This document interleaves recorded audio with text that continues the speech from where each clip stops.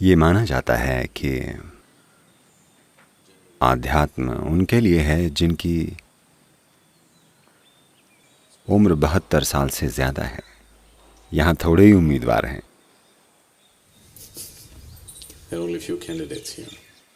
क्योंकि आज आध्यात्म बेजान हो चुका है।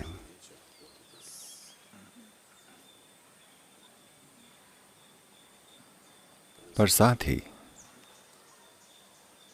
इससे ये पता चलता है कि आध्यात्म को लेकर लोग कितने उलझे हुए हैं। हमारे हिसाब से आध्यात्म उन बूढ़े लोगों के लिए है जो जीवन के दूसरे कोई भी पहलू जी नहीं पा रहे हैं। यानी अगर कोई ठीक से खा नहीं सकता, ठीक से जी नहीं सकता, जब सिर हिलने लगे तब वो जाए और गुरु के पास बैठकर आध्यात्म सीखे। साथ ही अगर कोई बहुत स्पिरिटेड होता है तो हम कहते हैं वो बहुत जीवंत है ना?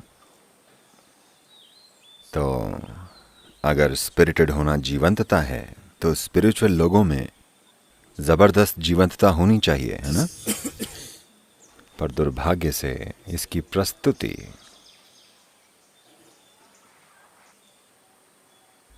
इसका प्रचार और कई गलत उपयोगों की वजह से इसे कुछ और माना जाने लगा है। जो इंसान जीवन जी नहीं पाता उसे अक्सर आध्यात्मिक मान लिया जाता है।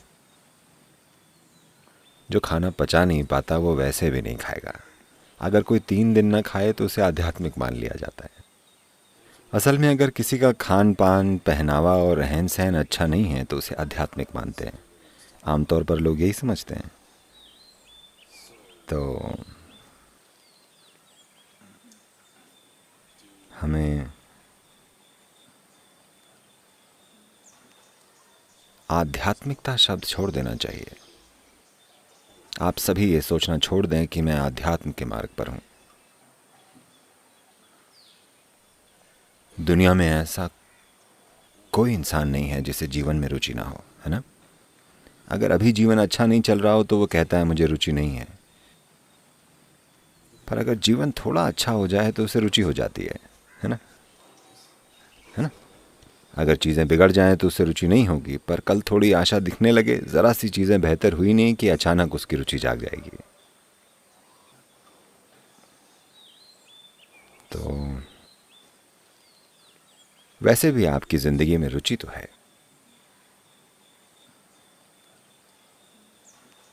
तो बेहतर है आप इसमें पूरी तरह रुचि लें और एकदम पूरी भागीदारी से इसे जिएं, वरना जीवन दुखदाई होगा। या तो पूरी तरह जीवंत रहें वरना मर जाएं। बीच में रहना दुखदाई है कि नहीं? ऐसा है कि नहीं? क्या आपने लैब में मेंढक या कॉकरोच काटा है? आप में से कितनों ने किया है? आप जानते हैं कि बीच वाली हालत दुखदाई होती है ना?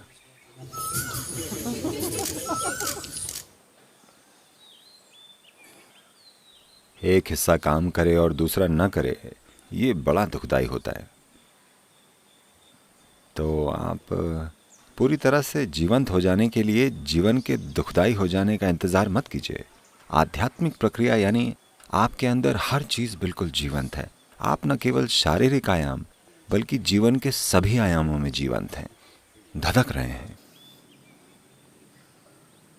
अगर ऐसा नहीं हुआ तो ऐसे नहीं तो वैसे जीवन दुखदाई बन जाएगा। अगर कुछ गलत ना हो तब भी।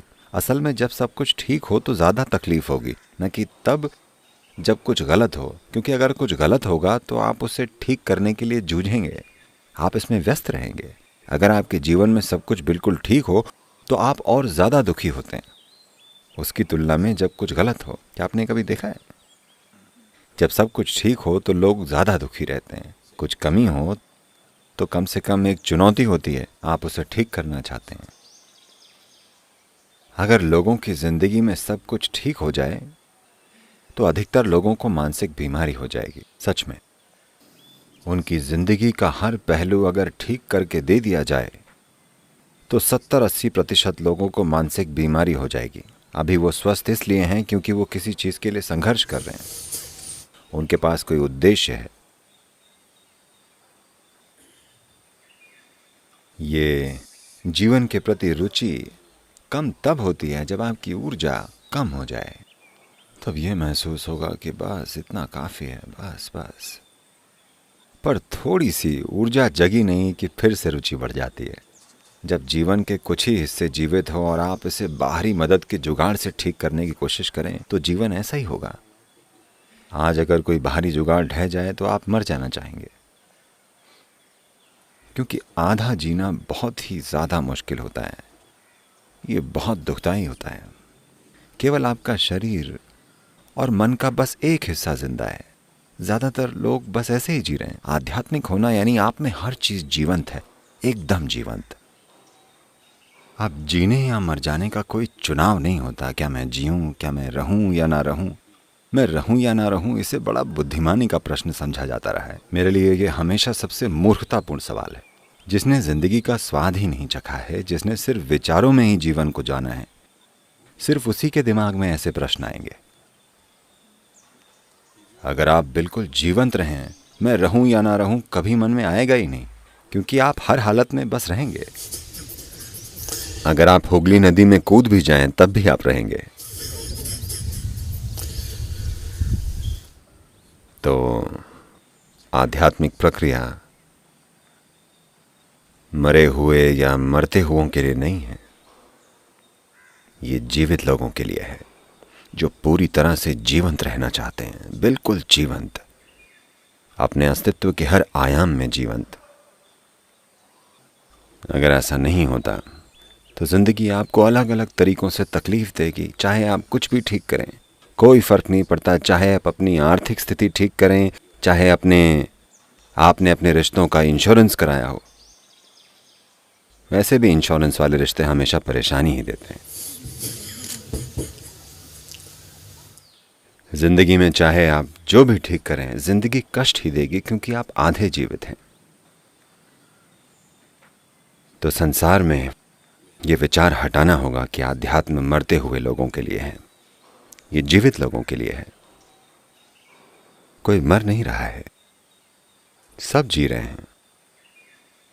आप या तो शरीर के साथ जी सकते हैं या इसके बिना। सच में, या तो उसके साथ जिया जा सकता है जो आपने धरती से पाया है, या उसके बिना, पर आप जिंदा ही रहते हैं। तो धरती पर कोई मर नहीं रहा, सभी जी रहे हैं। कुछ लोग धरती माँ से लिया कर्ज लौटाने की तैयारी कर रहे हैं, और कुछ लोग उसे कुछ समय तक रखने की कोशिश कर रहे हैं। पर आपको क्या पता कि वो उसे कब वापस ले लेंगी। तो अभी सबसे जरूरी है कि सभी के जीवन में ये संभावना लाने के लिए हम अपने समाज में एक मददगार वातावरण बनाएं जिसमें हम रहते हैं। दुनिया के इस हिस्से में आध्यात्म के फैलने का कारण ये है कि हमने ऐसी परिस्थितियां बनाई जहां सभी अपनी मर्जी से कुछ भी कर सकें। आपको ये समझना होगा कि सिर्फ यही वो संस्कृति है जिसने स्वतंत्रता और मुक्ति को जीवन का सबसे बड़ा लक्ष्य माना है। जो भारत में पैदा हुए हैं उनका लक्ष्य मुक्ति है, भगवान नहीं, स्वर्ग नहीं। आपका लक्ष्य मुक्ति है। आजकल हम ऐसी बातें कर रहे हैं जैसे स्वतंत्रता और मुक्ति का विचार कहीं और से आया है, पर ऐसा नहीं है। हजारों सालों से हमने इसे अपने जीवन का सबसे ऊंचा लक्ष्य माना है। भगवान महत्वपूर्ण नहीं है, वे सिर्फ एक माध्यम है। आपकी मुक्ति महत्वपूर्ण है ना? आपको हमेशा ये बताया गया है, भगवान के साथ या उनके बिना, कि आप वहां पहुंचें। पूर्ण स्वतंत्रता की स्थिति में पहुंचना ही सबसे महत्वपूर्ण बात है। ये तभी संभव हो सका क्योंकि हम जीवन के हर पहलू में, आसपास के हर पहलू में आजादी लाए।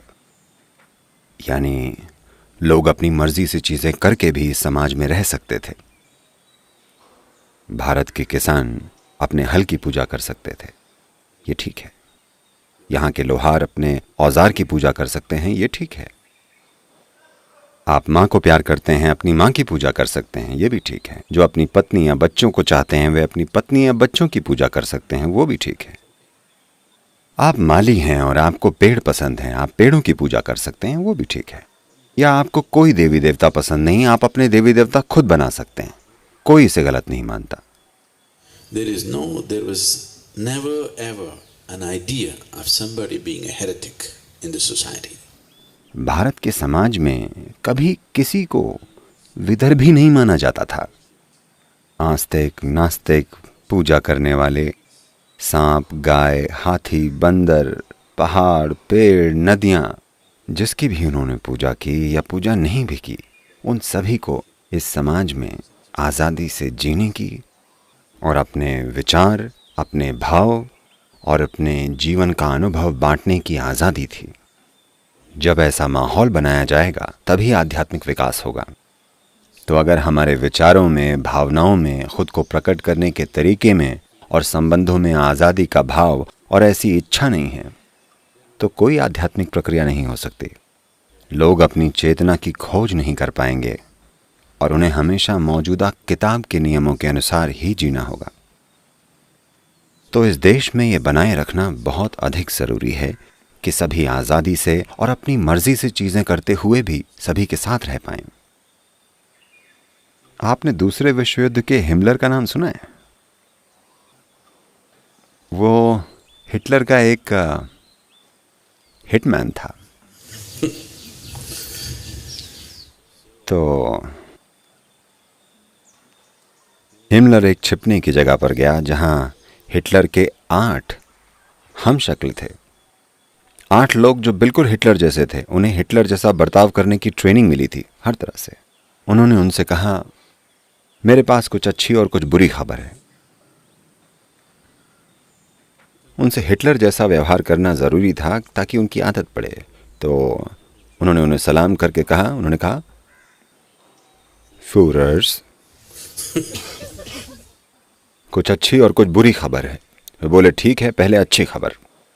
तब उसने कहा, हमारे हिटलर अभी भी जीवित हैं, ये अच्छी खबर है। वो बोले, बहुत अच्छा, बुरी खबर क्या है? तब उसने कहा, हमारे हिटलर की बाईं आंख फूट चुकी है। ठीक है, तो आपके आसपास जो होता है वो आपके साथ भी होगा। आप उससे बच नहीं सकते। आपके आसपास या जो भारत को होता है वो सभी भारतीयों को भी होगा, है ना? तो हमें राजनीतिक कारणों से ही नहीं, आध्यात्मिक कारणों से भी अपने आसपास मददगार माहौल बनाना होगा।